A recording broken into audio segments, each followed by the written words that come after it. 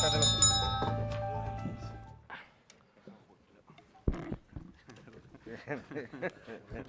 No, si viene, no viene Pérez. 9:15.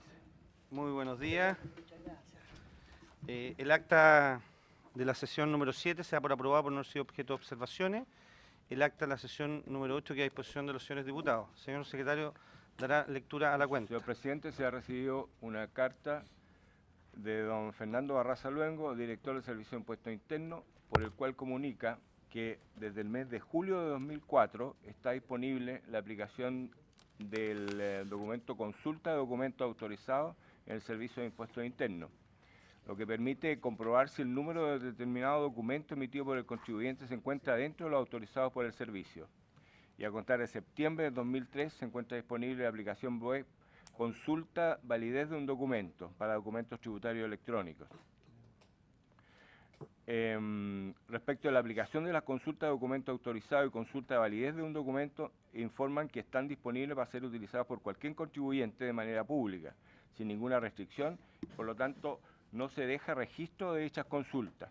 Por último, informan que en relación a los actores involucrados, se ha ejercido una acción penal a través de la interposición de una querella criminal en contra de los siguientes contribuyentes: don Clovis Alejandro Ignacio Montero Barra, Juan Carlos Cruz Valverde, Francisco Javier Huincahue Ñacunir, Raúl Fuentes Quintanilla.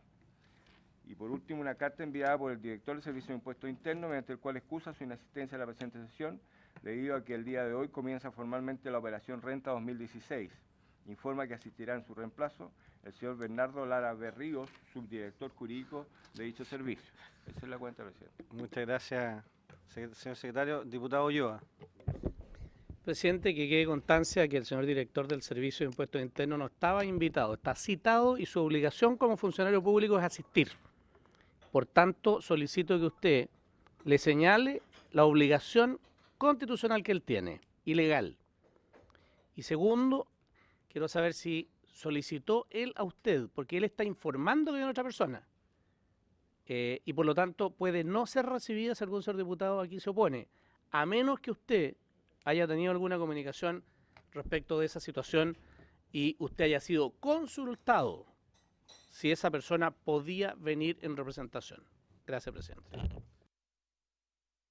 La primera parte que usted puso, yo creo que hay que mandar un oficio al director haciéndole presente las normas legales y constitucionales que hay en la materia, que esto no son invitaciones, sino que son citaciones, pero en la segunda parte tengo que reconocer que como teníamos el interés de poder tener esta información, conversamos con el Servicio de Impuestos Internos para que viniera el subdirector jurídico, pero sin perjuicio de eso, yo lógicamente me atengo a lo que planteen los señores diputados en orden a ver si asiste esta persona al subdirector o nuevamente citamos al director a las sesiones en Santiago que vamos a desarrollar los lunes, que yo creo que desde el punto de vista práctico han resultado más convenientes los días lunes porque tenemos todo más rápido, una sesión más larga y esta creo que es conveniente. De todas maneras, nuestro punto era más bien dilucidar lo que nos acaban de señalar en este informe. Perfecto. Que fue leído en la cuenta. Pero... No, presidente, si la persona,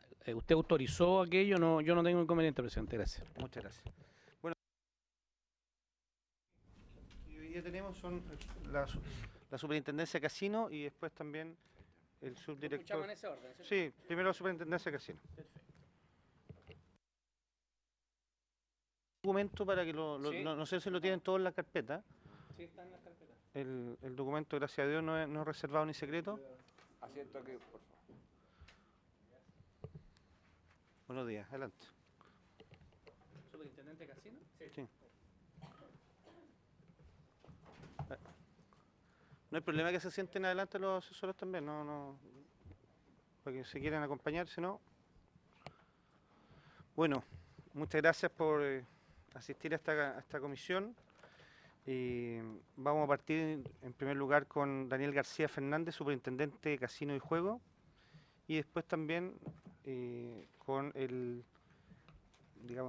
Bernardo Lara Berríos, subdirector jurídico del Servicio de Impuestos Internos, que van a exponer al tenor de esta comisión, ¿no? Lo que ustedes saben es que esta comisión está investigando el fraude que se produce al interior del Ejército relacionado con los fondos de la ley reservada, y nos interesa la opinión de ustedes por dos mecanismos fundamentales. Uno, el papel de la superintendencia, porque parte de estos recursos que fueron defraudados en el ejército, según los antecedentes que nosotros tenemos, fueron apostados en un casino por uno de los involucrados, y por lo tanto queremos saber el papel de la superintendencia en este proceso, y después el Servicio de Impuestos Internos, mediante fundamentalmente para dos puntos. Uno, el tema de las querellas que han iniciado, pero fundamentalmente a partir del oficio que nos llegó y que fue leído en esta comisión, que dice relación con la página web del servicio y con el servicio que prestan para ver facturas verdaderas o falsas, o que cuentan o no con la autorización de impuestos internos. Pero vamos a partir primero con el superintendente, don Daniel García. Don Daniel. Bueno, bienvenido. Primera vez que viene esta... Primera vez, sí. Buenos días, señor presidente, por su intermedio. Nosotros hicimos llegar una minuta que preparamos en la que tratamos de dar respuesta a lo que nos imaginamos en la duda que pudiera tener esta comisión y en general la opinión pública, que es cómo alguien juega esas cantidades de dinero en un casino sin gatillar alguna alerta. Entonces, al respecto nos pareció interesante partir comentando un poco el marco en el cual se mueve la fiscalización de la Superintendencia de Casinos. Ya es importante entender que la superintendencia existe para regular que el funcionamiento adecuado del casino, ya, y en general del juego, y la relación con el cliente tiene más la forma de protección del cliente como un consumidor en el casino, es decir, que exista fe pública y que lo que el ciudadano va a buscar en el casino esté bien regulado. Entonces, en general, nuestra fiscalización está en ese marco, de fiscalizar al casino. No en el cliente y en ningún caso en el origen de los recursos de los clientes que van a jugar, ¿cierto? Entonces, eso ya nos pone quizás un poco más lejos de la situación que estamos aquí investigando, pero sin embargo, existe conciencia internacionalmente que los casinos son una industria vulnerable a situaciones de lavado de dinero y otras, y por lo tanto existen también un marco normativo adicional que se ha generado en torno a circulares conjuntas de la Unidad de Análisis Financiero, la UAF, y la Superintendencia de Casinos, donde principalmente lo que busca es generar sistemas de control dentro de los casinos. Y lo que la Superintendencia entonces va a fiscalizar a partir de estas circulares es la existencia de estos sistemas de control, es el funcionamiento de este sistema de control. Pero de nuevo, en ningún caso la Superintendencia es la encargada de decir si hay lavado, si las operaciones que se generan son sospechosas o no. Lo más relevante quizás de las circulares de la UAF, que se originan en 2007 y se han ido actualizando, es que primero tiene que existir un sistema preventivo en los casinos. Y nosotros como superintendencia hemos velado porque en todos los casinos regulados por esta superintendencia existan sistemas preventivos, manuales de control. Claro, ciertas situaciones que son mandatorias, por ejemplo, son que las operaciones en efectivo sobre los $10.000, originalmente eran sobre las 450 UF y ahora son sobre los $10.000, deben ser reportadas a la Unidad de Análisis Financiero, a la UAF. ¿Ya? No son operaciones sospechosas, sino que son operaciones en efectivo. Ese umbral existe para toda la industria regulada por la UAF, no solo para los casinos.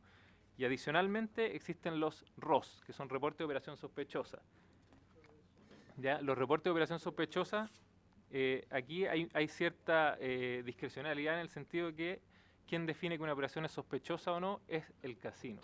Ya hasta, como le explicábamos afuera al presidente, hasta el 2014 o hasta principios del 2015, de hecho, la iniciativa de hacer reporte de operación sospechosa siempre estuvo en el perímetro obligado por la UAF, que fue sector privado.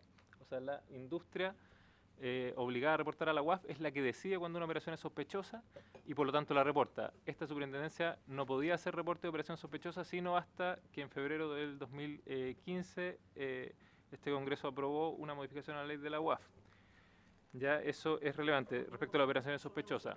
Para seguir el orden, usted está hablando que aquí dice $3.000, ¿esto se aumentó a 10.000 ahora? No, son dos cosas distintas. Lo primero es las operaciones en efectivo, que son, ahí el umbral son los $10.000, eran las 450 UF y posteriormente los $10.000 respecto a operaciones en efectivo, es decir, si alguien llega con billete, efectivamente. Los $3.000 son para el conocimiento del cliente, es decir, lo que estamos diciendo es que en la industria de casinos, si alguien llega a apostar $3.000, sea por cualquier medio, el casino tiene que generar una ficha de conocimiento del cliente. Y eso es otro de los elementos centrales de la circular de la UAF y que nosotros fiscalizamos que exista y que esté completa. O sea, sobre $3.000 diarios en una apuesta en un casino. Hasta el momento el criterio ha sido de una transacción, no acumulado diario. O sea, si alguien hiciera varias transacciones... Claro, hasta el momento ha sido ese el criterio, estamos pensando en actualizarlo al acumulado diario, pero en general es una transacción de $3.000, obliga al casino, el casino podría ir más allá obviamente, pero sobre $3.000 en una transacción lo obliga a tener una ficha de conocimiento del cliente. Pero puede, para que quede en acta, explicar un poquito mejor el sistema, porque me estás diciendo que una transacción es distinto. Perdón.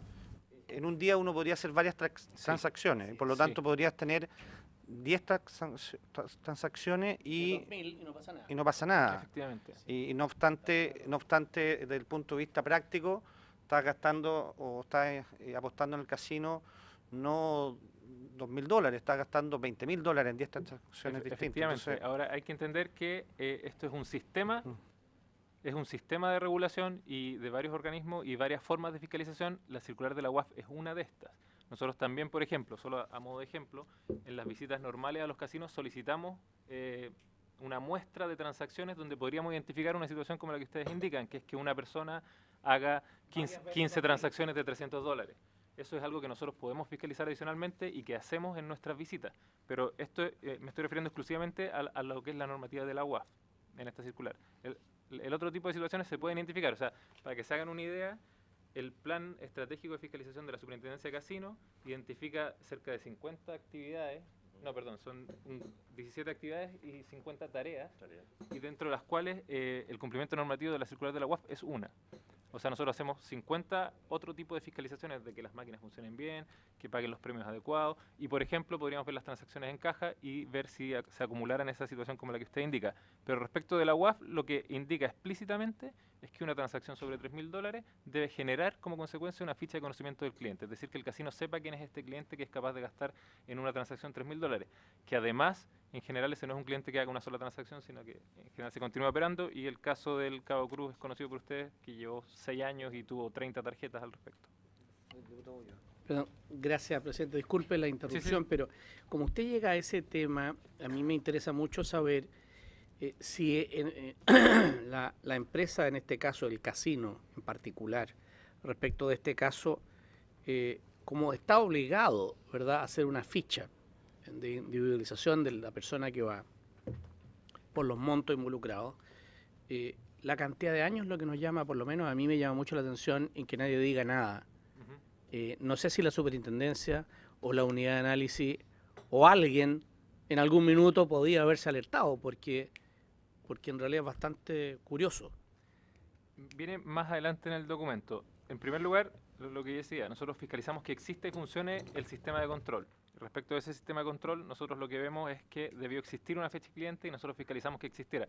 Solo para que se hagan una idea, Platinum tiene más de 2.000 clientes, Monticello tiene más de 2.000 clientes Platinum, es decir, que esos son usuarios que gastan montos superiores probablemente a lo que gastó el Cabo Cruz. Yo sé que es difícil. Mínimo 150 millones. Claro, anual, sí. No, sí, es más, mira, solo para que se hagan, viene más adelante también estos datos, pero para que se hagan una idea, en máquinas de azar, diariamente en Monticello el promedio de apuestas es de 2.750 millones. Diariamente, o sea, es el promedio anual. Lo que apostaba el señor Cruz diariamente iba en torno, promedio, hay días que obviamente se excedió, en torno a los 1 o 2 millones. Para que se hagan una idea, la transacción efectivamente de este señor Cruz respecto de Monticello, que es un casino que representa cerca del 20% de la industria en cualquier indicador que elijamos, es de alguna forma pequeña para lo que ocurre en Monticello. Ya, eso, por lo tanto, nuestra fiscalización llegaba al hecho de que existiera un sistema de control que funcionara, que existiera esta ficha de cliente. De hecho, viene más adelante también, si se fijan en una fiscalización realizada en 2013, nosotros hacemos observaciones a las fichas de cliente, no a la del Cabo Cruz, porque nosotros, respecto al Cabo Cruz, hemos generado la información a partir de lo que solicitó esta comisión. No es algo que se haya detectado en una fiscalización nuestra, pero identificamos que las fichas en algunos casos estaban incompletas, etcétera. Pero la ficha del Cabo Cruz, que la solicitamos posteriormente, existe. Y existió y se registró, y lo que podríamos indicar es que tiene antecedentes que llevan a confusión, como el hecho de que nos indica que es funcionario del ejército. Y es una información a la que no podría haber accedido Monticello porque esa información no es pública tampoco, ¿cierto? Entonces, eso respecto a las circulares de la UAF.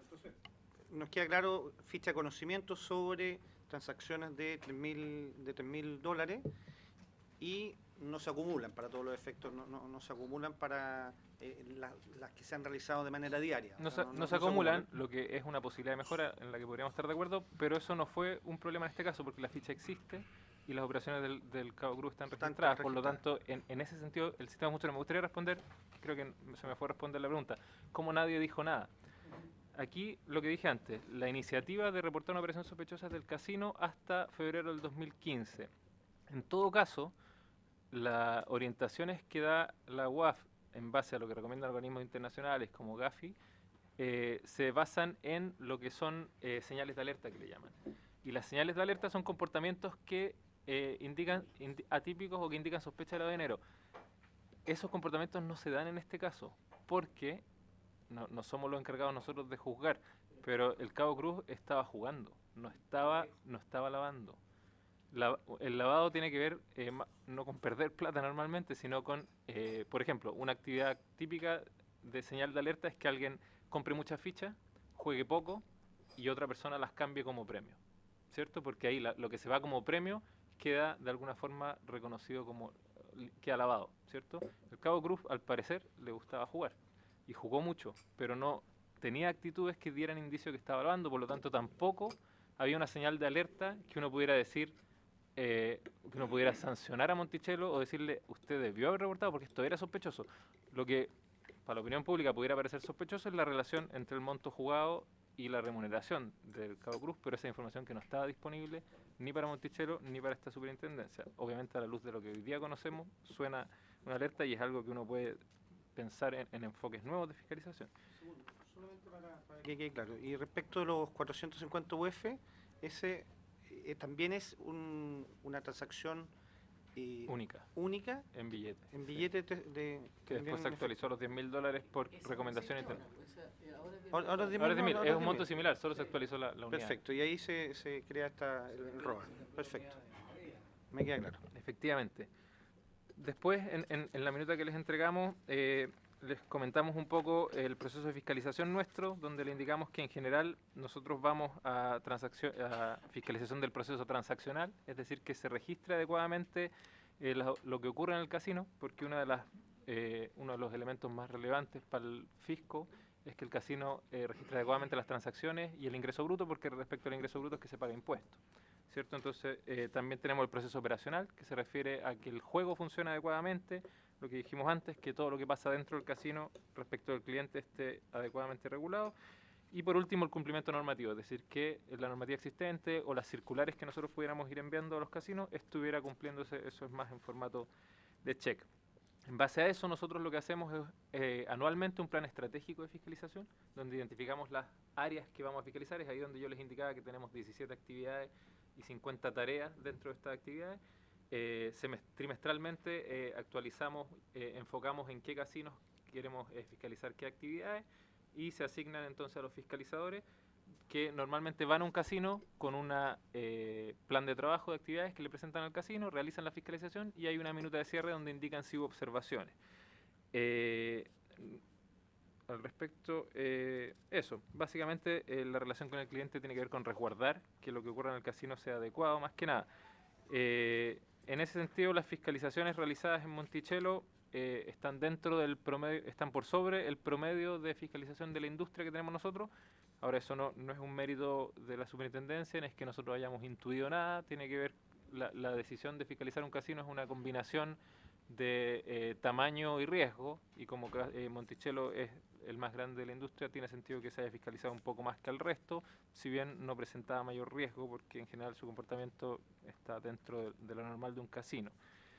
En el punto 3 indicamos lo que nos parecía relevante y que lo comenté anteriormente, algunos datos de magnitud de Monticello, como para hacerse una idea de en qué mar de transacciones ocurren las transacciones del Cabo Cruz, y ahí es donde yo les indicaba que solo en máquinas el promedio diario es de 2.750 millones en Monticello, solo en máquinas. Entonces, efectivamente, una apuesta de 1 o 2 millones no es algo que nosotros registremos, o sea, nosotros no, ya a ese nivel, a ese volumen, nosotros solo podemos registrar datos agregados, y nos podría llamar la atención, por ejemplo, que en una máquina o en una mesa se genere un volumen anormal de juego, pero lo que jugaba el Cabo Cruz nos generaba ese tipo de alertas para nosotros que hacemos en el fondo una fiscalización más transaccional. En el punto 4 indicamos las visitas a Monticello, que es lo que yo les indiqué antes, que en Monticello se realizaron en promedio un poco más, o sea, se fiscalizó un poco más que el promedio de la industria, básicamente por su magnitud.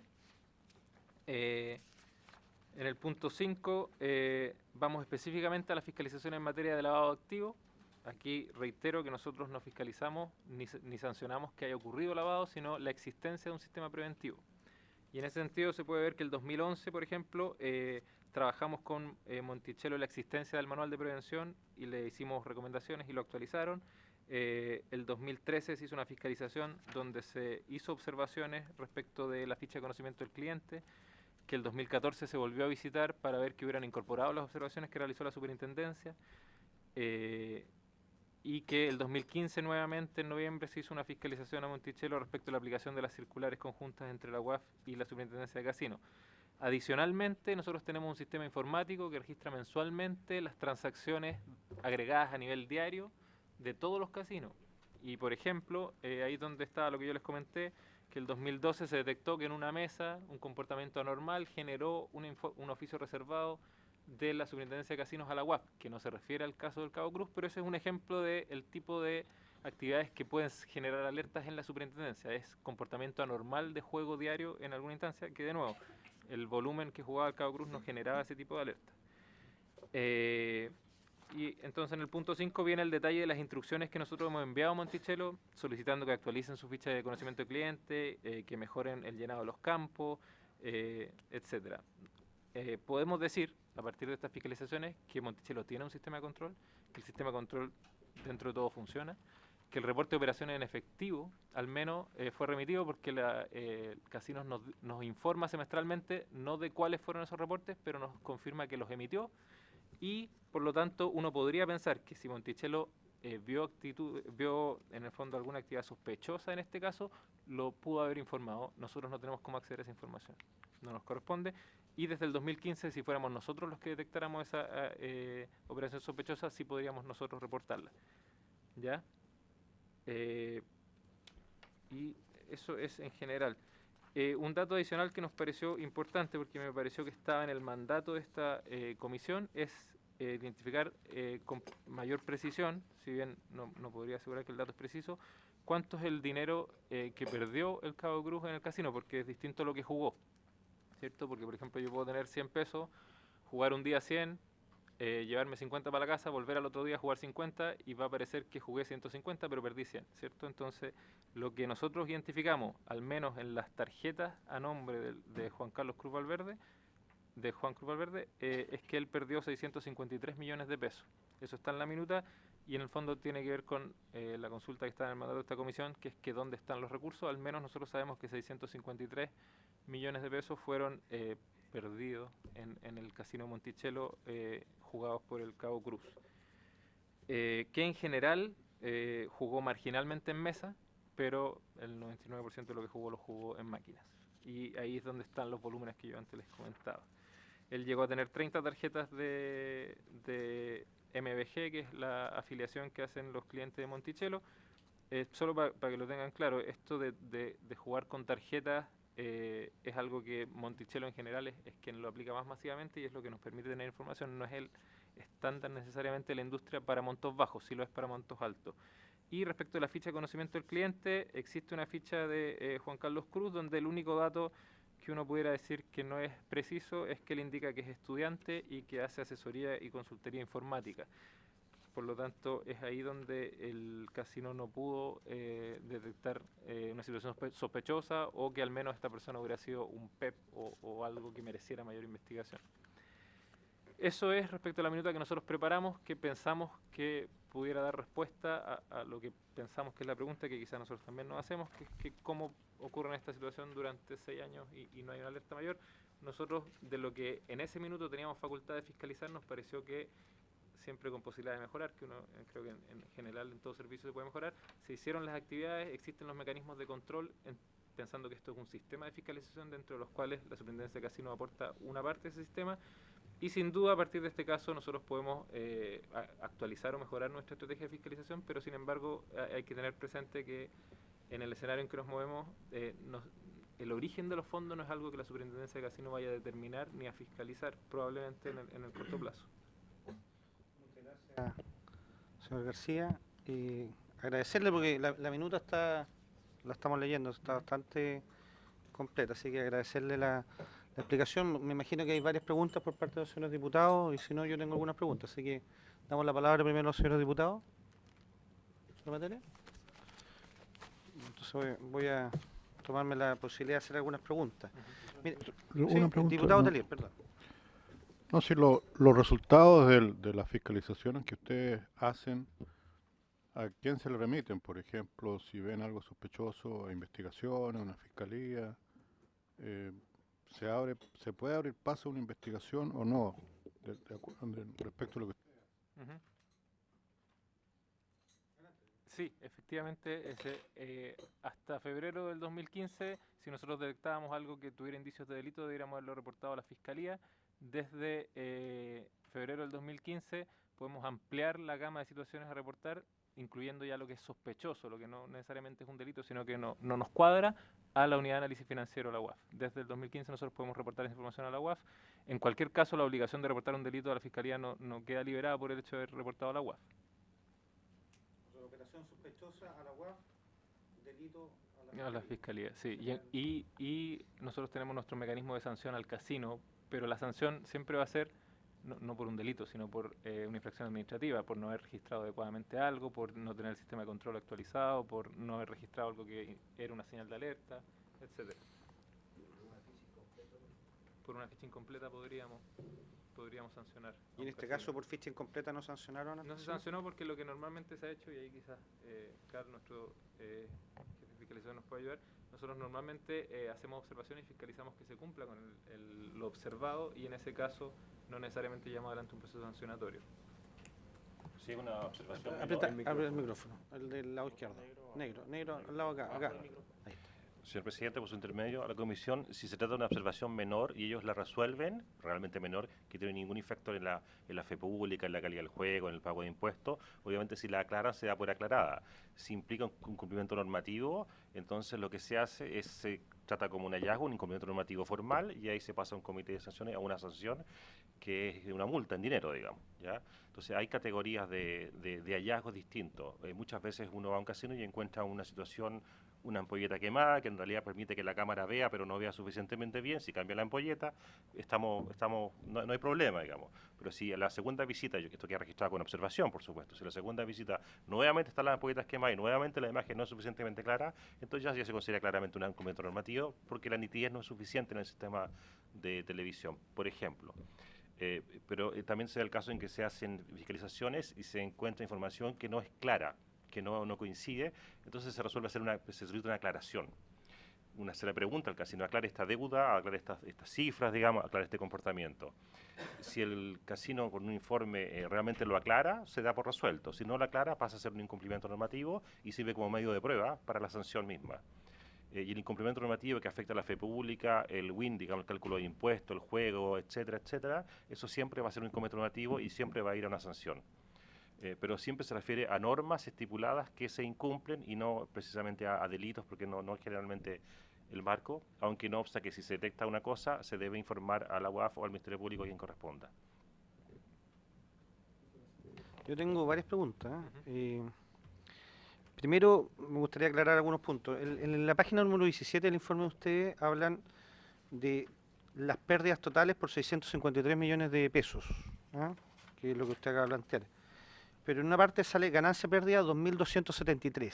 Me gustaría explicar un poquito más el cuadro para que quede claro, porque lo que se nos ha señalado a nosotros es que el Cabo Cruz, por un lado, y su señora, gastaron en el casino, no en el juego pérdida-ganancia, sino que apostaron al menos 2.300 millones de pesos el Cabo Cruz, que coincidiría con la cifra que está acá aproximadamente, y la señora 385 millones, la pareja del Cabo Cruz. Entonces, quiero saber si coincide con la cifra ese de 2.300 millones con 2.273 que ustedes aquí acaban de plantear, porque lógicamente hay otra serie de juegos que pueden estar quizás no registrados necesariamente. Entonces, para ver si coinciden en ese punto. Segundo, me preocupa el tema de las fichas, porque me gustaría saber si pueden, no lo alcancé a leer aquí en el documento, pero qué contienen las fichas, qué información contienen, porque los sistemas de control tienen sentido, o hacer una ficha tiene sentido, si la información tiene algún viso de realidad. Porque hacer fichas por hacer fichas no tiene ningún sentido. Acá tenemos al cabo Cruz, que dijo que era estudiante y asesor informático. ¿Ah? Entonces, la pregunta es, cuando se llenan estas fichas, ¿a partir de qué información puede acceder el casino y qué obligatoriedad tiene más bien el cliente de entregar la información para llenar esa ficha? Si hay alguna relación o obligación del cliente para el llenado de esa ficha, si no, estamos en una situación bastante light de control. ¿Ah? O sea, es como el servicio electoral le bastara para cuando uno es candidato a diputado que uno dijera, no, si tengo cuarto medio, etcétera, y no mandara ningún certificado. Entonces, veo que el sistema de control es una ficha más bien formal. Sáquenme ustedes del error, veo una ficha formal, toda vez que este señor dijo que era estudiante. El cabo Cruz tiene como 45 años, 40 años aproximadamente, ¿no? Yo también pensaba eso. Ah, lógicamente puede ser estudiante, podemos estudiar toda la vida, pero parece poco razonable que sea estudiante o da ciertas dosis de sospecha para que una persona basta que me diga que es estudiante y el casino diga ya perfecto estudiante. ¿Ah? Entonces me gustaría saber un poquito más el sistema de control de las fichas, que creo que produce algún ruido desde el punto de vista del control. Usted planteó, y me gustaría que lo reiterara para que quedara bien en acta, lo lógico es que con los montos que gastaba el Cabo Cruz, que es verdad que lo que usted señala, que son alrededor de 1 millón promedio, pero hay meses que gasta 150, 180 millones de pesos en un mes. ¿Ah? Y no va todos los días al casino. O sea, por lo tanto, hay días que en esta lógica de juego invierte, o más que invierte, apuesta en el casino 6 o 7 millones. Uno podría sacar esa conclusión a partir de incluso más, ¿ah? Porque 6 o 7 millones lo estamos dividiendo por los 30 días que hay. ¿Ah? Hay meses del Cabo Cruz que gasta, y aquí mismo ustedes lo ven, 199 en octubre del 2000, dice que 199 millones. ¿Ah? Por lo tanto, uno puede suponer que estuvo en alguna de las condiciones que usted plantea en su informe o transacciones la hubo, independientes fueron $3.000 o no, porque hubo ficha. Eso resulta claro. La pregunta es si hubo este reporte de operación en efectivo. Por lo que planteó, tiendo a pensar que sí lo hubo, y ese reporte en operaciones en efectivo debiera haber llegado a la UAF. Esa es la pregunta que hay. A partir de su experiencia, en definitiva la pregunta, y de la normativa que existe, uno puede suponer que debió haber habido por parte del casino un reporte de operaciones en efectivo y ese reporte debió haber llegado a la UAF. Esa es la pregunta en concreto. Sí. ¿Me expliqué o no? Sí, perfecto. ¿Sí? Por su intermedio, señor presidente. Lo de las pérdidas de ganancia, efectivamente, el Cabo Cruz apostó 2.273 millones, no sé cuál es el monto ahí. 2.300. Claro que es coincidente con la información que se dispone, pero eso es lo que apostó. Pero lo que yo decía es que él apuesta y no lo pierde todo, y se lleva una parte, y vuelve a comprar fichas, y vuelve a apostar, y vuelve a apostar. Entonces, uno con 100 pesos puede jugar 300, por decirlo de alguna forma. Yo puedo perder 10 un día, llevarme 90, comprar 90, entonces ya voy jugando 190, y al final lo que perdí es 100. Entonces, lo que busca ese cuadro es hacer esa diferencia. El Cabo efectivamente jugó 2.000 y tantos millones, lo que está registrado en sus 30 tarjetas. Podría haber jugado algo en efectivo, podría haber jugado algo con tarjetas disnominadas, información que nosotros no tenemos, además de lo que jugó su señora. Pero en torno a esos volúmenes es lo que él jugó, pero distinto es lo que él perdió. O sea, el monto que de su patrimonio obtenido de la forma que lo ha obtenido, nosotros estimamos que él perdió, al menos con las 30 tarjetas de que él dispone, son esos 673 millones de pesos. Eso respecto al número. Respecto a las fichas, efectivamente, los contenidos de la ficha primero. Nosotros agregamos el contenido de la ficha al final del informe. Tiene nombre, sexo, nacionalidad, cédula de identidad o pasaporte, dirección o residencia, teléfono, ocupación, que es donde el cabo indica estudiante y además que es asesor informático, y un correo. Eso es lo formal que indica la circular de la UAF. ¿Qué se hace adicional a esto de parte del casino? Ahí es donde entra este manual de prevención que tienen que tener todos los casinos y que se elabora en base a recomendaciones de la Unidad de Análisis Financiero y monitoreado por nosotros. Ahí es donde el casino indica que no basta la ficha, sino que además debiera indagar de alguna forma en la información. Y lo que el Casino Monticello nos indicó que hizo es que sacó un DICOM del señor Cruz, y efectivamente el DICOM indica lo mismo que indica el señor Cruz en su ficha, es decir, que es estudiante y que es asesor informático. Entonces, nosotros al menos en lo formal, independiente de lo que podamos opinar, vemos que el casino cumplió con lo que ellos indican en su manual, es decir, registró la ficha y hizo alguna indagación al respecto. Por lo tanto, insisto, hoy día nosotros sabemos que este es un caso en que nos gustaría profundizar más, pero estamos hablando de un océano de 2.000 fichas y vemos que aquí, respecto a lo que indica el manual y a lo que recomienda la UAF, se hizo la gestión, además teniendo claro que este no es un caso que dé señales de lavado, sino que es un caso en que el origen de los fondos, que es algo que en ningún caso está dentro del ámbito de fiscalización ni de nosotros ni de la UAF, hoy día sabemos que no es el trabajo ni el patrimonio de esta persona, sino una situación distinta. Entonces, en ese sentido, la ficha, si bien existe como instrumento formal, existen medidas de gestión adicionales y que en este caso además se realizaron. Y por último... para terminar ese punto, no hay una relación con el cliente que le diga, mire, usted está gastando tanto en el casino, está sobre los montos, ¿me puede traer certificados? ¿No hay ese tipo de regulación o control? No. Es más bien contratarlo con algunos antecedentes que están en el sistema público. Eso es lo que entiendo yo. En el fondo indagó que la información de la ficha fuera correcta. Lo que usted comenta, si bien podríamos estar de acuerdo como sentido común, sería una iniciativa del casino como buena práctica. No es algo que nosotros podamos fiscalizar ni que esté en ningún contexto de instrucciones que se hayan emitido en esta industria al menos. ¿Y el estudios comparados en la materia existen sobre el punto? ¿Hay buenas prácticas de otros casinos del mundo? O legislación en esta materia, porque nosotros, le explico por qué, porque nosotros junto con el análisis de antecedentes, nosotros también tenemos que hacer propuestas en las conclusiones de la comisión, propuestas de mejora. Entonces la pregunta es, más bien, después le voy a hacer la pregunta general, pero más bien, hay prácticas en otros tipos de casinos que la información no solamente se recolecta al sistema público, sino ya también en una relación personal con el cliente. Mire, usted para gastar tanto monto tiene que traerme certificado o alguna cosa, o no hay esa experiencia internacional. En general, presidente, no sé si lo hay, pero en general le puedo contar que los casinos tienden a ser más relajados, más liberales que eso. Tienden muchas veces a controlar menos que más, digamos. Pero el instrumento son los reportes de operación sospechosa, los reportes de operación efectivo que van a la UAF. Ese es el mecanismo que hay para detectar una eventual situación anómala, y con el procedimiento que después continúen esas instituciones o el Ministerio Público según corresponda. Ahora, si usted lo que se refiere que hay aspectos que son bastante formales y no de fondo, sí, tiene cierta formalidad. La fiscalización de los registros, de mantener los registros, y la responsabilidad pesa en el privado, en este caso en el casino, de informar.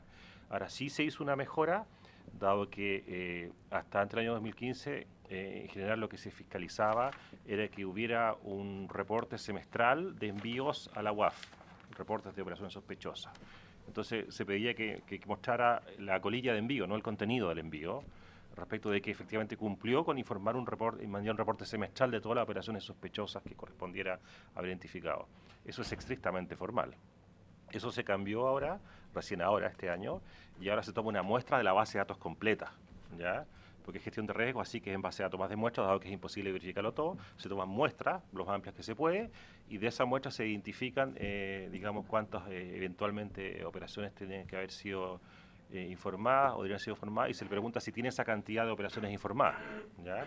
Y si no, las podemos informar nosotros, ¿ya? Directamente. Entonces, ahora se accede directamente a la base, se toma una muestra y se fiscaliza en consecuencia, distinto a lo que se hacía antes, que era simplemente se verificaba un cumplimiento formal de un envío, sin verificar nada respecto a su contenido ni su cantidad. Ahí hay una mejora, pero sin duda, señor presidente, se podría mejorar un poco más, digamos, el sistema. El óptimo sería, y no existe en Chile, que los casinos estuvieran en línea. Eso no existe, es muy complicado, es caro, es un tipo mayor desarrollo, digamos. Pero si hubiera algunos procedimientos que fueran en línea, quizás algún sistema informático podría tener validaciones y detecciones automáticas. Ahora hay que entender que un jugador tiene muchos comportamientos, a veces muchas tarjetas, digamos, no es fácil tampoco, y por eso también el sistema se centra más bien en fiscalizar al casino que a la persona del jugador, como lo indicó el superintendente. Solo agregar una cosa respecto a Respecto a la consulta, hay que entender que los casinos se mueven en el contexto de una economía saludable y regulada por otras instituciones también, que tiene bastantes controles de entrada de recursos y salida de recursos a través de impuestos internos, de aduana, de la super de valores, de las BIF, y que por lo tanto no es necesario, no sé si necesariamente deberíamos instalar en el casino la obligación de certificar el origen de los fondos, porque supone que estos fondos se generan en una economía saludable y si llega una persona a jugar al casino, lo que existe hoy día es un mecanismo de control mejorable de todas maneras, pero hay que tener en el fondo en conciencia el contexto en que se mueve también, como traspasarle el peso al casino de certificar el origen de los fondos, quizás es algo complejo de implementar. Respecto de las operaciones en efectivo, creo que Kat ya respondió la pregunta, pero efectivamente, vale la redundancia, nosotros asumimos porque se nos informó de forma agregada, no de forma individual, que las operaciones en efectivo sobre los $10.000 hoy día o sobre las 450 UF en el momento que estaba vigente ese monto, fueron reportadas a la UAF. No sé si nosotros tenemos puntualmente una, que probablemente se reportó en 2014, creo. Hay una que está registrada entre las transacciones, no el reporte, que nosotros presumimos que efectivamente debe haber sido informada, como operación en efectivo, que es distinto a una operación sospechosa. Pero no necesariamente relacionada con una persona determinada, o con en este caso particular de Cabo Cruz. Hay una transacción por ahí de 13 millones de pesos. Ya. Uno tiene que suponer que se procedió de acuerdo a la normativa y al reglamento dispuesto para el caso. Perfecto. ¿Y ese año qué año fue? El 2013. No tengo la base de acá, creo que fue el 2013. O sea, efectivamente, el casino informó sobre el reporte de operaciones en efectivo a la UAF relacionada con este caso el Cabo Cruz. No podemos tener certeza de eso. Ya. Pero hay operaciones, y dado que tenían un sistema de control que funcionaba, que dan la impresión que podrían haber sido informadas. O sea, un supuesto. Claro. Un supuesto dado que había un sistema, dado que el Cabo Cruz sí había hecho inversiones o había hecho operaciones sobre los 450 UF, uno debiera suponer que se debió haber mandado esa información a la UAF. Eso es lo que entiendo yo, ¿no? Sí. ¿Lo entendemos todo así, señor diputado? ¿No? Me gustaría aclarar ¿Sí? una sola cosa, que usted comentó que, por ejemplo, en el mes de octubre el CAO había gastado 199 millones. Ahí hay la forma de elaborar esta tabla que nos envió el casino se presta confusión. Esa es la suma de todos los octubres, desde el 2008 hasta el 2014. No es octubre de un año. Por alguna razón la agruparon por mes y no por año. Sí, podemos mandar la tabla corregida. Sí. Después la estacionalidad lo informa así el casino. Es información, ojo, que el 2011 al 2014, Sí. no está el 2011. Sí, perdón. O sea, la información que le vamos a solicitar por oficio es 2008-2014, mes a mes, sin esta, Mes a mes, año a año. mes O a sea, mes y año a los- año, por supuesto. Los Acordado el oficio. 72 Pero meses. nos quedamos con esa, o sea, para ponerlo, dado que hay un sistema, de control, dado que el Cabo Cruz hizo operaciones sobre 450 UF, uno pudiera señalar que esto debió haber sido informado a las autoridades correspondientes. No se puede asegurar, pero eso es la situación que se plantea. ¿Alguna otra pregunta al superintendente y al jefe de fiscalización para pasar al servicio de impuesto interno? Bueno, muchas gracias. Entonces, vamos a mandarle el oficio Sí, y vamos a esperar. lo preparamos. Pero ¿qué hacen un Ujú. momento por si acaso surge alguna pregunta interrelacionada entre don Bernardo Lara? Muchas gracias por venir. Nos llegó el oficio, para los diputados. El diputado Brown está ahí encima del oficio de impuesto interno. Mire, la discusión ha sido acá y por eso la idea de la invitación, pero vamos a escuchar su exposición. La discusión acá ha sido sobre los sistemas de control en el ejército, particularmente el Comando de Apoyo a la Fuerza y la Tesorería. Nuestra explicación ha sido, por algunos, que o no habían controles o esto era insuficiente. Ahí está la discusión. Uno de los controles que nosotros hemos planteado en innumerables ocasiones era el hecho de la base de datos de impuesto interno, que cualquiera, ahora está oficializado, pero cualquier chileno puede acceder a la base de datos con su root y con su clave en el tema de consulta de documentos autorizados, entiendo yo. Y nuestra discusión era desde cuándo estaba implementado esto, porque no entendíamos por qué no se aplicaba en las instituciones, en este caso en el Ejército, pero también saber si se aplica en otras instituciones, cuál es la relación que ustedes tienen, el conocimiento antecedente que tienen sobre la aplicación de esta materia. Así que le damos la palabra inmediato, don Bernardo. Muchas gracias por asistir. Muchas gracias, señor presidente. En primer lugar, quiero reiterar las excusas que telefónicamente le hicieron al secretario de la comisión desde el servicio, ya que nuestro director tiene ahora a las 10 una conferencia de prensa ya de haber empezado sobre el lanzamiento de la operación Renta. Comentario, lo dejamos, entendimos, fue responsabilidad mía también, pero para conocimiento, y así ha sido planteado en esta comisión, las comisiones investigadoras hay obligación de asistir. Entonces, queda ahí pendiente, pero para que usted lo sepa solamente, y yo entiendo, asumo la responsabilidad en la parte de poder haber aceptado que usted viniera porque nos interesa la información. Así que no, lo sabemos, quería reiterar la excusa porque lo recibimos ayer nada más.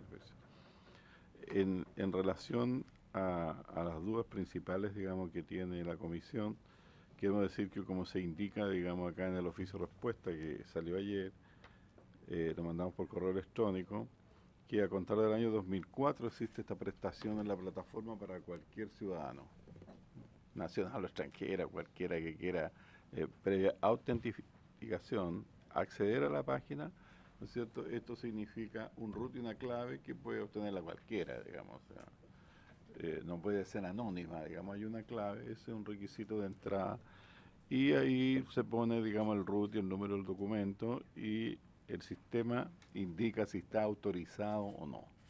Eso es ampliamente utilizado por los contribuyentes. A partir del 2004. A contar de julio de 2004, está especificado acá. En el punto 2, primera cápite.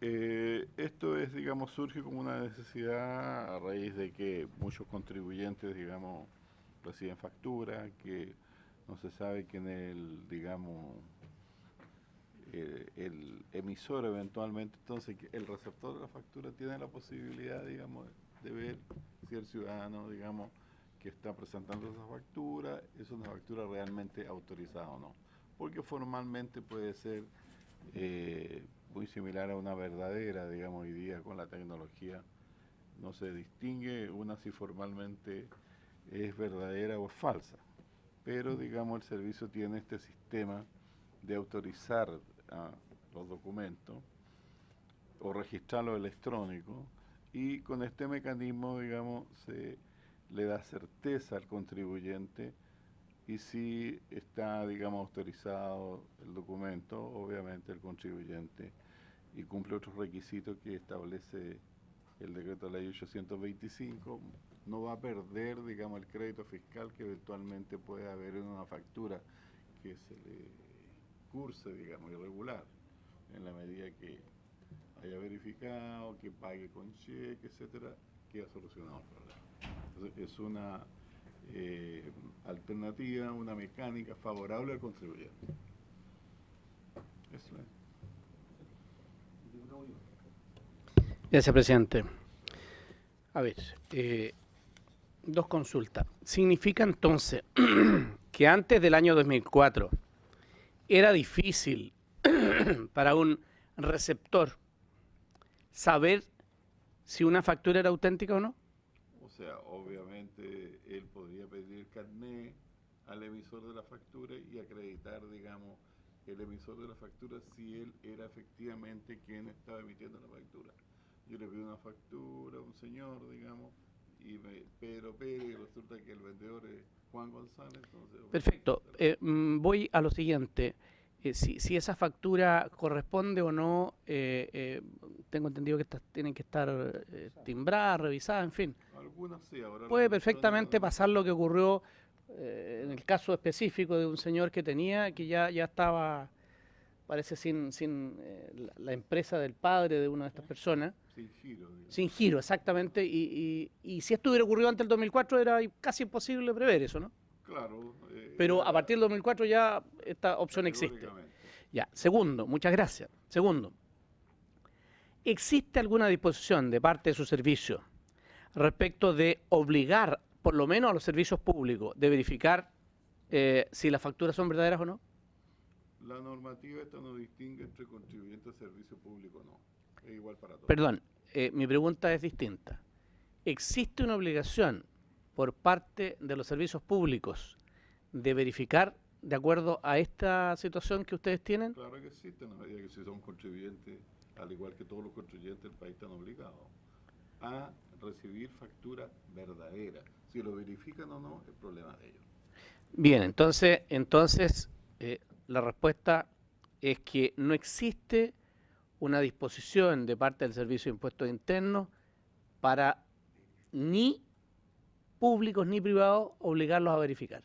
No, no existe. Perfecto. Es parte de lo que se entiende que debieran hacer. O sea, se supone que todo contribuyente debe realizar, digamos, las operaciones Deberían hacer una obligación. correctamente, digamos. Y Ya. debe usar los mecanismos que facilita el servicio para que ellos tengan certeza. Aquí todo nuestro sistema comercial está basado en la buena fe. Correcto. ¿Mm? Muchas gracias. Lo que, señor presidente, quiero que quede constancia que no existe una obligación de parte de los servicios públicos, al menos, de verificar. De ningún... Bueno, no solo los privados. A mí lo que me interesa es cautelar, ¿verdad?, los fondos públicos. Y, por tanto, creo que debiéramos tener una disposición que obligara a las verificaciones que el servicio tiene a disposición. ¿Me permite, por su intermedio, señor presidente? Yo tengo una interpretación diferente de la ley, señor diputado. Yo creo de que cada contribuyente debe verificar que sus actuaciones sean conformes a la ley. Y si yo realizo como contribuyente una operación grabada, tengo que verificar que aquel que me está emitiendo la factura sea quien realmente hace la operación de compraventa o prestación de servicio que sea el caso. Presidente, yo creo que esa interpretación es la interpretación correcta de la buena fe. Lo que usted podrá compartir conmigo, a lo mejor, es que en el caso, por ejemplo, de las instituciones de la defensa, una vez que la persona sale del servicio, se extingue su responsabilidad, muy rápido, administrativa, que es distinto del resto de los servicios públicos. Los servidores públicos tienen un plazo de 4 años para tener responsabilidad administrativa. En el caso de las instituciones de la Defensa Nacional, me parece que es 2 años, y en el caso de Carabineros, por una normativa que no sé, ni siquiera es legal, sino que es reglamentaria, son 6 meses. Yo, por Entonces, señor presidente, me refiero a la responsabilidad como contribuyente. Yo no soy especialista en el derecho administrativo, sí en derecho tributario, y en el derecho tributario le digo que los contribuyentes tienen las obligaciones que yo he señalado. Le agradezco mucho su respuesta. Lo que ocurre es que yo tengo que mirar y tengo que velar por el todo, no solo por la especialidad. Diputado Brown y diputado Verdugo. Sí. Sí. No, ¿de qué norma deriva esa responsabilidad que usted le atribuye al contribuyente? Decreto de ley 825, artículo 23, en particular el 23 número 5, que trata sobre la validez del crédito fiscal en el IVA. Gracias. 825, 825. artículo 23, número 5. Muchas gracias. Diputado Brown.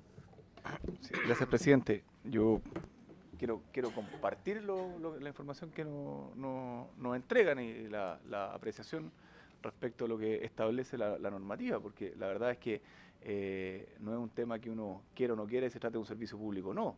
Los contribuyentes son responsables respecto a las facturas que, no solamente las que emiten, sino que también las que reciben. De hecho, cualquier contribuyente que en su contabilidad tiene una factura falsa, en definitiva, tiene una sanción. El responsable, no, pero el que la emite tiene la primera responsabilidad, obviamente, y la pena es la pena más alta, pero también el que la recibe. Por lo tanto, y dentro de ese contribuyente, la persona que está a cargo tiene la responsabilidad, obviamente, que la ley le entrega. Entonces, pensar que por tratarse de una institución ligada a la defensa, ese contribuyente no tiene responsabilidad, me parece que es un error. La tiene, como todos los contribuyentes, respecto de recibir y no chequear que las facturas que tienen, que está metiendo en su contabilidad, no pagan IVA o tienen cualquier irregularidad.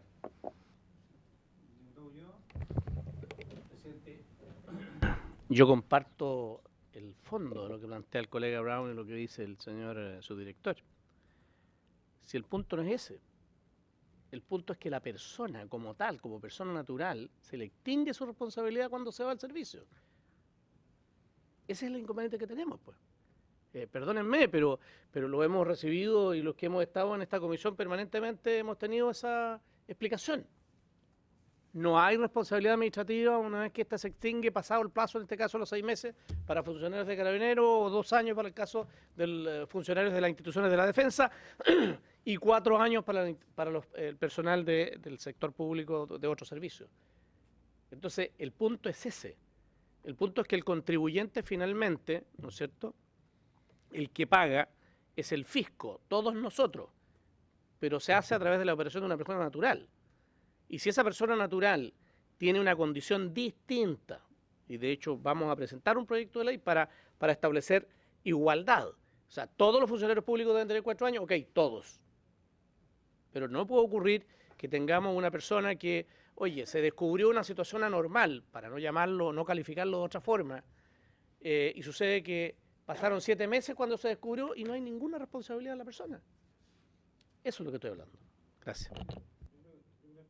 Cosas distintas. Uno es el tema de la responsabilidad administrativa, que tal como señala el diputado Ulloa, hay una falta de coherencia en las disposiciones legales que vamos a tratar de solucionar, o sea, no tratar de solucionar, vamos a solucionar mediante un proyecto de ley que pretendo que lo presentemos a la vuelta de la semana distrital, porque la idea de nuestra comisión investigadora es, por eso le he preguntado al superintendente, junto con hacer las conclusiones, presentar los proyectos de ley o la solicitud a los distintos ministerios para que implementemos estas conclusiones y no queden solamente en un listado de cosas que proponemos que después quedan en el olvido. Ya hemos presentado un proyecto de ley para que ustedes sepan que todo funcionario público tiene la obligación de asistir a esta comisión investigadora, incluso 2 años después de haber dejado su cargo, de tal manera que podamos tener esta posibilidad, porque renuncia un funcionario público y la verdad es que después queda sin obligación de asistir a esta comisión investigadora, con lo cual las facultades de la Cámara de Diputados en definitiva quedan mermadas. Segundo proyecto dice relación con lo que acaba de señalar el diputado Ulloa, que en la reglamentación, la ley orgánica de Carabineros dice según la responsabilidad administrativa, según el reglamento, y ocurre que el reglamento, que es un decreto de código de disciplina, señala que son 6 meses en Carabineros. El Estatuto de las Fuerzas Armadas señala que son 2 años para los funcionarios de las Fuerzas Armadas, y el funcionario público civil hoy día tiene 4 años. Entonces hay una incoherencia en esa parte que vamos a solucionar. Pero cuestión distinta a lo que ha señalado, yo quiero compartir lo que ha señalado el subdirector Lara. Cuestión distinta es que una persona como contribuyente, una institución como contribuyente, más que como contribuyente, porque los servicios públicos finalmente no recuperan IVA, entiendo yo, no recuperan Un tratamiento especial. tiene un tratamiento especial, pero cualquier contribuyente cuando está recibiendo una documentación que termina pagando, porque ahí sí lo que está haciendo un pago correspondiente, tiene que tomar las medidas de control necesarias para ver la autenticidad de las compras que está haciendo de lo formal, en este caso de lo formal. Y eso explica que hoy día se estén investigando casos de boletas ideológicamente falsas, porque el contribuyente que recibe tiene que saber que hubo un trabajo ahí afecto al impuesto correspondiente y que realmente se realizó, porque si no pasa lo que ocurrió. En este caso, lo que nos ha señalado el subdirector es que del año 2004 hay un sistema puesto a disposición de todas las personas y que nosotros mismos, señores diputados, lo hemos ocupado, porque esto, acuérdense que esto ocurrió el año 2006 con una factura. ¿Cuándo surge a la luz pública esto? El año 2006, cuando una factura en una rendición de cuentas de un parlamentario que no tenía, eran falsas, que o ya había terminado el giro la empresa correspondiente o no estaba autorizada por el Servicio de Impuestos Internos, o sea, eran facturas que se habían hecho en una imprenta pero que nunca habían pasado a la vida jurídica por la autorización de impuestos internos. Entonces esto lo hacemos todos nosotros cuando, por lo menos yo lo he hecho cuando postulé a diputado, revisar las facturas correspondientes si tenían autorización o no. Y lo hice cuando he ayudado a algunos amigos en sus candidaturas para revisar las facturas que nos entregan y invito a todos a hacerlo cuando, cuando hacemos las rendiciones aquí en la Cámara de Diputados, de tal manera poder compatibilizar. Yo, la pregunta que tenía subdirector es, ¿cuál es el nivel? Porque ustedes plantean acá que no hay un, digamos, un sistema de verificar cuánta gente ingresa al sistema para ver esto. Pero su experiencia, ¿los organismos públicos ocupan esto? Yo por lo menos llamé a 3 organismos públicos que sí ocupaban el sistema de verificación. Y más bien la pregunta que hace el diputado Ulloa es, bueno, pero esto, ¿hay alguna circular que diga esto? Oiga, verifiquen, tenemos este sistema, más bien por ahí va me imagino la pregunta. ¿Ha llegado a las instituciones, que sería bueno también hacerlo como recomendación? Es que esto se lo manden a todas las empresas, que existe esto, a todas las instituciones públicas que existan y que es una buena práctica hacerla, porque finalmente los responsables son la propia institución por no hacerlo. No sé si por ahí va el tema, porque ¿sabes lo que me preocupa a mí? Es que aquí el general Cordero, lo vamos a revisar con el texto, pero el general Cordero, que es fue el general de comandante del CAF el año 2011, cuando yo le planteé esto del control de impuestos internos, me dice, no, pero eso es renuevo, me dice. Eso fue la respuesta que dio en esta comisión, ¿no? Eso es bastante nuevo. Ha quedado acreditado que no es bastante nuevo desde el 2004, pero refiero, ¿esto se conoce en los servicios públicos? ¿Se sabe eso? Por ahí mi pregunta. No, absolutamente, digamos, por su intermedio, absolutamente, y es de uso diario y permanente. Incluso algunos servicios, algunas instituciones, por ejemplo, la Comisión Nacional de Riego, que paga dineros, es un subsidio, lo usa para cada caso. La Contraloría también ve porque aquí el tema, digamos, de la falsificación de la factura. La falsificación de la factura tiene 2 vertientes, y eso está consagrado en la normativa del Servicio de Impuestos Internos. Uno es la falsificación formal, en que se suplanta, por ejemplo, una persona. Y eso ya es más difícil de determinar cuando la suplantación es casi perfecta. Y el otro tema que también es complejo es la falsificación ideológica o del contenido. Cuando es mentiroso lo que señala esta transacción. Entonces, ahí, digamos, como una manera de ir achicando el problema, existe de hace más de 10 años este sistema para que las falsificaciones formales, que son muy buenas, con todo el sistema de fotocopiadora y qué sé yo, puedan ser verificadas a través de la plataforma del servicio. Porque la plataforma va registrando el número, el root, el giro. Entonces, si hace el contribuyente o el servicio, por ejemplo, la Comisión Nacional de Riego, un señor que hizo una obra y que está pidiendo que se le curse el subsidio, va a ver ahí si es que tiene el giro de constructor, etcétera, el domicilio. Entonces, es un sistema muy útil para los servicios y para todos los contribuyentes. O sea, creo que a propósito de cifras importantes que señala el superintendente, creo que son la emisión como de 10.000 o 10 millones de facturas diarias en el país. Entonces, si no es la digitación y la digitalización y el uso de esta herramienta informática, sería imposible prestarle el servicio a los contribuyentes. No sé si... Mi pregunta en cierto modo ya fue respondida, porque iba a eso, a saber cuán infalible es el sistema. Es decir, porque por lo que usted ha dicho, tengo entendido que igual pueden falsificar facturas.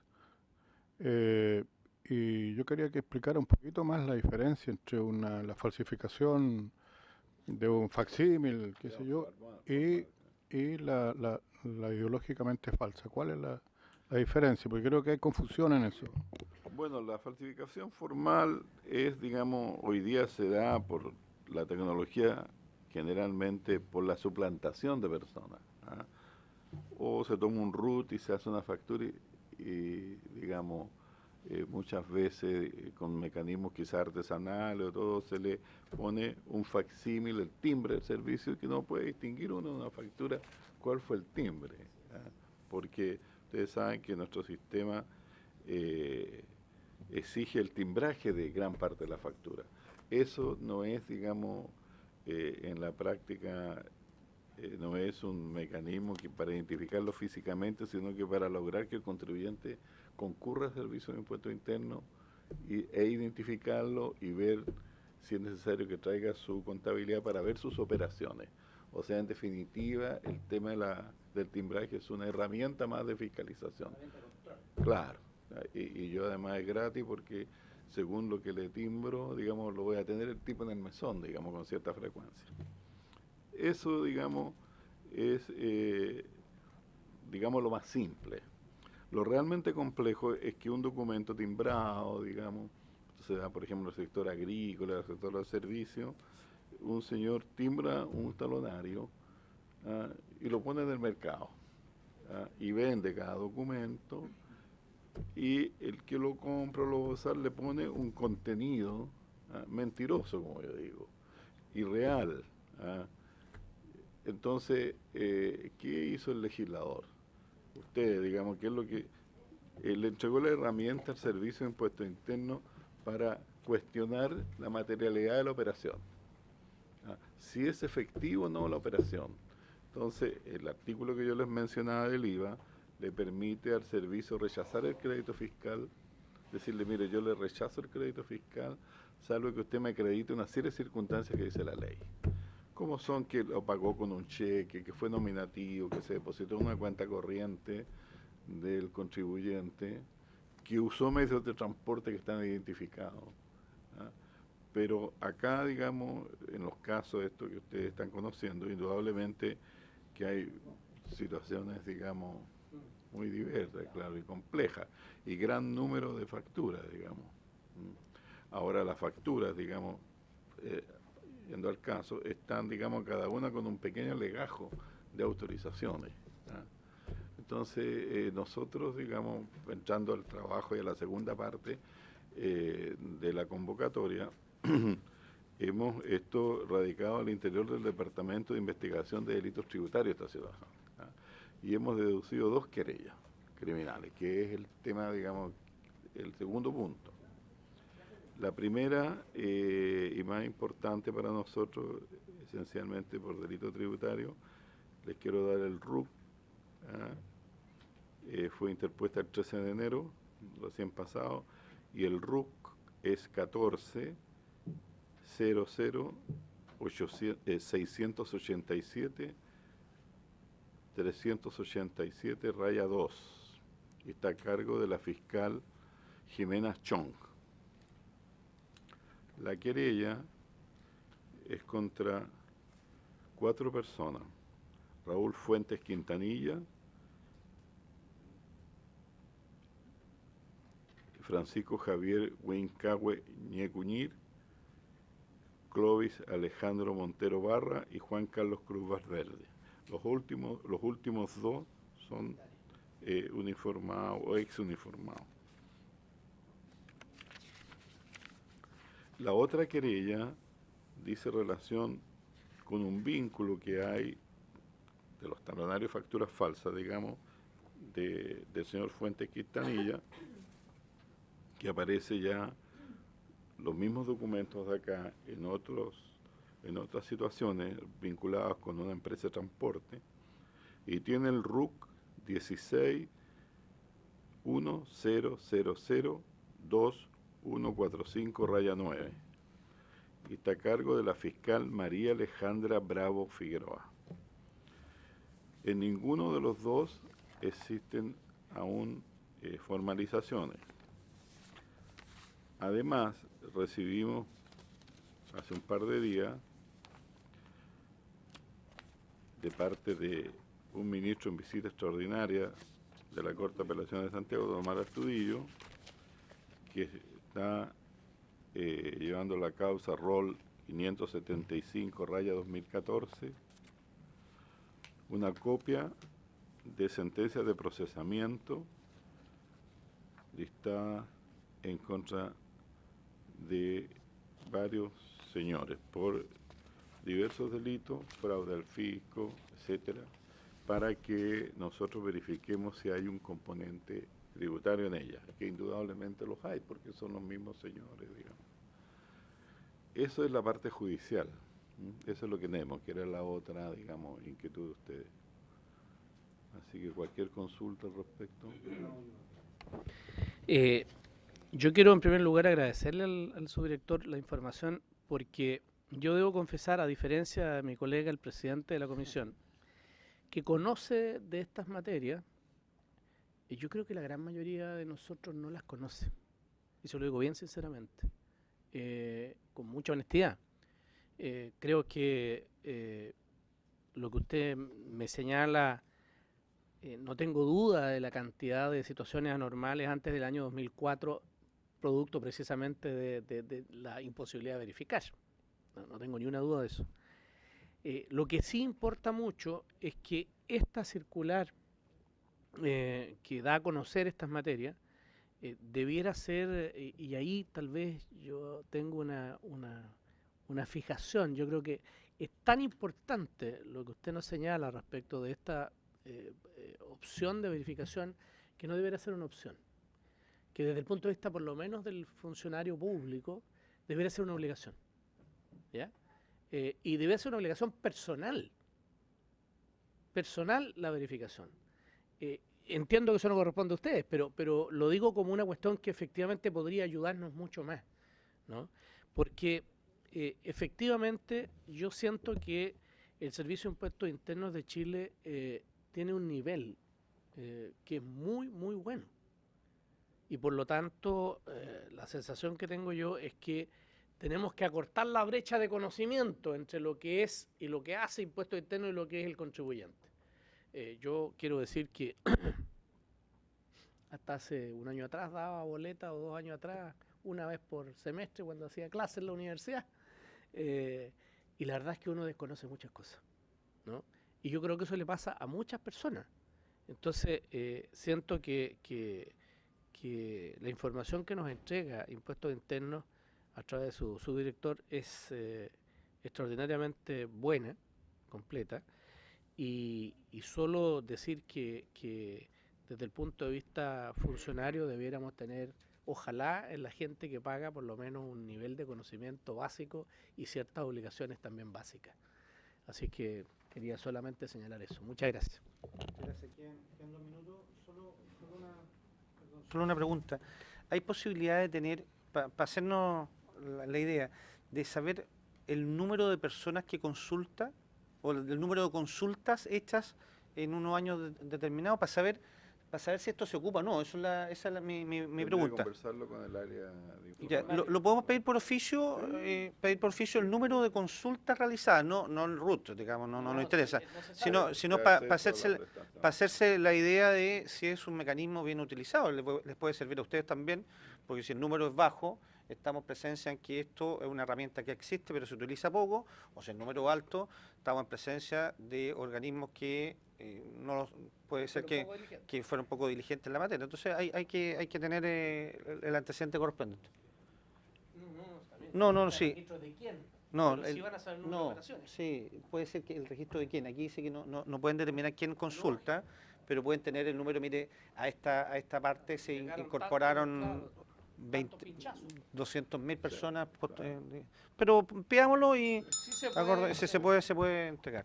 Bueno, habiéndose cumplido el objeto de la sesión, esta se levanta y procedemos a nuestra sala.